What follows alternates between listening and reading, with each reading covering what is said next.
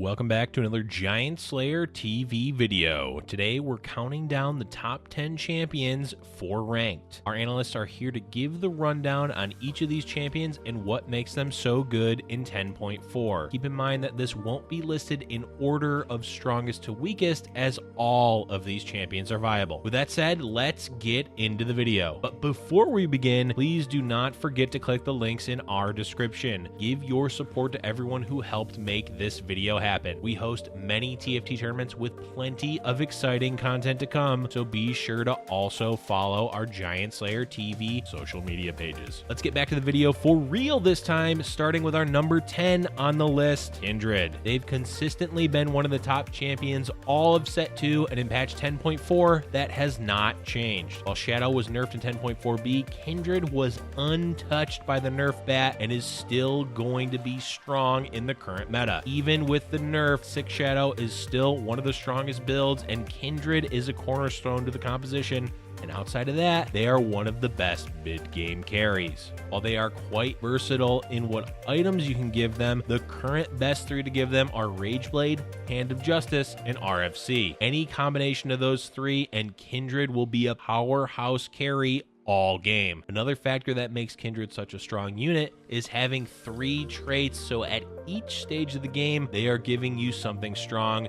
be it early Inferno, mid-game Ranger, or late-game Shadow. Look to pick up Kindred as early as you can and get them 2-starred will often net you a healthy win streak, especially when you build the rest of your composition around them. Coming in at number 9 is one of the strongest early and mid-game tanks, Braum. Braum has been a decent frontline in both sets, and in 10.4 he's really showing off his strength by being one of the best frontliners you can play in the early and mid game. What really makes Braum so good is how much damage he can soak up when his ability is active. On top of that, he will eat any projectiles coming at him, which means he can stop abilities like Nami's Wave or Brand's ultimate. That said, he will fall off a bit late game, mostly due to Taric being better at protecting the whole team, but even comparing him to Taric, he's still a solid unit that can be kept in as your main frontline all game. With the buff to 2 Glacial, he's also great to pair with early Glacial champions, especially Ezreal. Braum can soak up so much damage, he's easily played in any build in the early and mid game. Defensive items work quite well on him, like Guardian Angel, Bramble Vest, and Redemption. Ormogs is also a great item for him, and if you're able to, try to get him on a Mountain or Cloud Hex if it's in the front line. We can't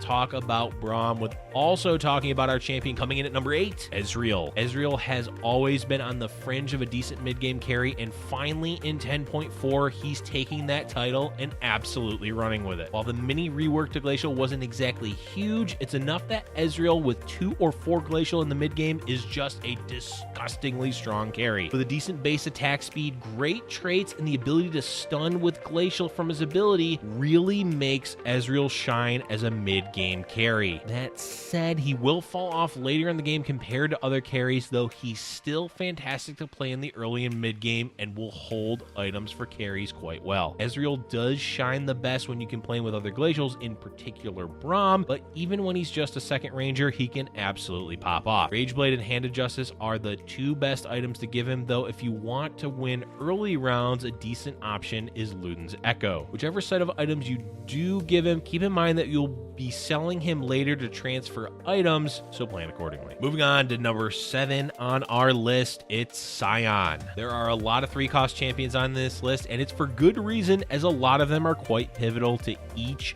meta in set 2. Sion is just another strong 3-cost unit that's great at all stages of the game because of his high health pool and his large damaging AoE stun. While he primarily serves as the frontline for Shadow, he is still viable to play in the early and mid game by himself in other compositions due to his ability and being very tanky. With Berserkers coming back in 10.4, Sion is extremely contested and can be hard to get 2-starred. If you do manage to grab him, look to give him items like Guardian Guardian Angel, Quicksilver, or even just a Warmogs to make him harder to kill. Another useful items you can give him is a Zephyr, so he lifts up a frontline enemy champion, which can sometimes let him grab that extra hop to get nearer to the enemy backline. One last thing is don't worry about the nerfs to his ultimate in the 10.4b patch, as he's still overall really great, does amazing damage, and is a great frontline option that isn't a Warden. Keeping on with the theme of Berserkers, we have our number 6 spot going to Olaf. While Berserkers may not be the most dominant build right now, they are definitely part of the meta, and leading them is Olaf. Coming into 10.4, he received a buff to his base health, and Olaf 1 got an attack speed buff with his ultimate. On top of all of that, we also have a change to Glacials, which makes 2 Glacial better overall than before. Combine all of these together, and the fact that he does great damage, is hard to kill, and can AoE stun with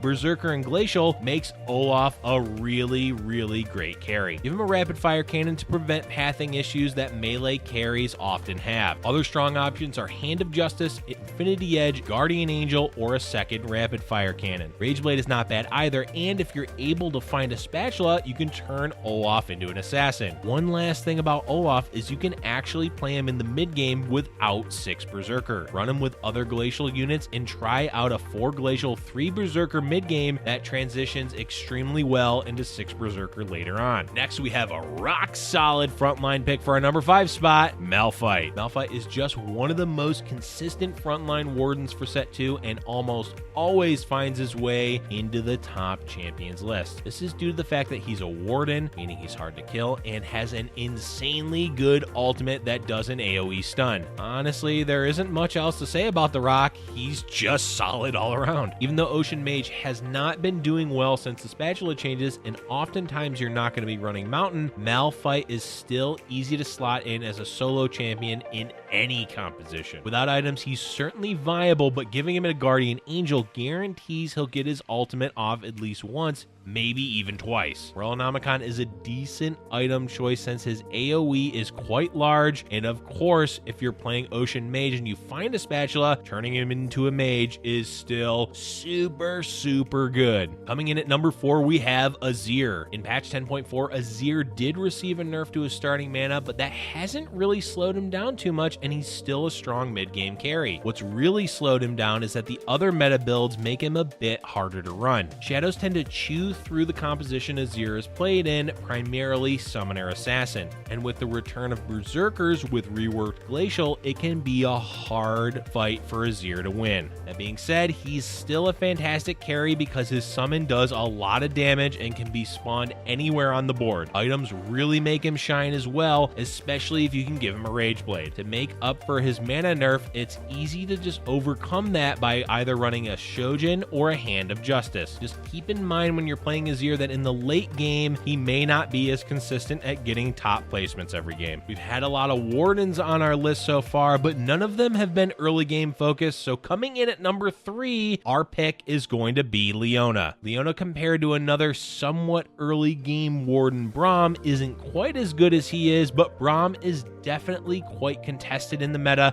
and it's not always possible to find him. Leona and the other 1-cost Wardens are quite easy to 2-star, especially in the early game. 1-cost Wardens do tend to fall off as the game progresses, but it's completely fine to keep Leona longer because her ultimate really makes it harder for her to be killed. Leona has the benefit of her ultimate reducing incoming damage by a large factor, which keeps her relevant from early to mid game and even sometimes into the late game. On top of that, she is insanely strong with Bramble Vest, so decking her out with defensive frontline items extends her worth by quite a bit. While Nasus and Ornn provide a bit more damage, Leona provides a necessary sturdy tank in a meta where it's common to see frontline champions die insanely fast. Try to get her 2-starred early, make her your tank item carry, and watch as she refuses to die for over half of the game. It's time now for the number 2 champion on our list, Taric. Even though Taric received 2 nerfs in 10.4, he's still going strong in the front line. One was a nerf to 2 crystal, and the other was a 0.5 second duration shaved off of his ultimate. Neither nerf was necessarily that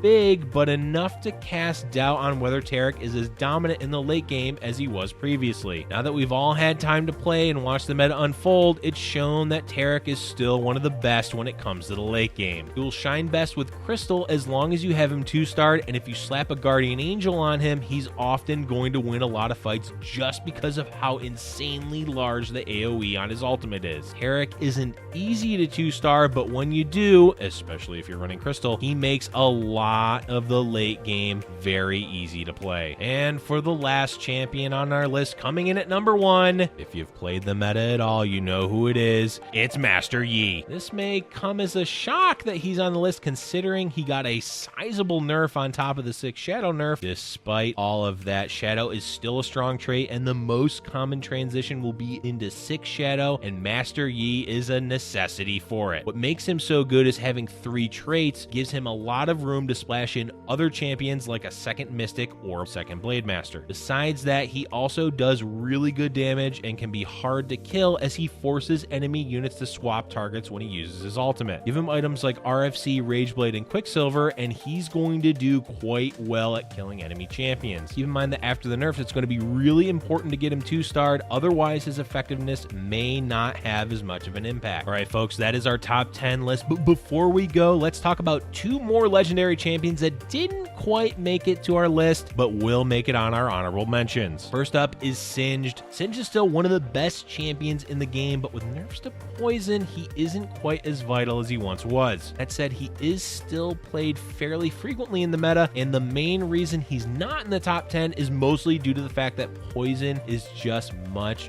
less effective after the nerfs. Singed is still great to play if you can get him 2-star and slap the old book Morellonomicon onto him. Our second honorable mention is Zed. With the return of Berserkers and there being a lot of focus on Glacial, which includes Volibear, you'd think that Zed would be a shoo-in for late game builds in the current meta. Unfortunately, he's not as vital to the meta as he once was in the past. At the moment, Zed is more like on the fringe of being a staple champion, and that's what makes him worth mentioning here. Whether it's Berserker Electric, Warden Electric, or Summoner Assassin, Zed can be a useful champion to add into your build in the late game. That is going to be our video for today on the top 10 ranked champions for the 10.4 meta. This list is constantly evolving with each patch and meta, so always keep an eye on what feels strong to play or play against and adapt as necessary. Are there any champions that you think shouldn't be on this list, or are there ones that you think absolutely should have been that we missed? Be sure to let us know in the comment section below. Remember to like, subscribe, smash that bell, and we will see you all in the next Giant Slayer TV video.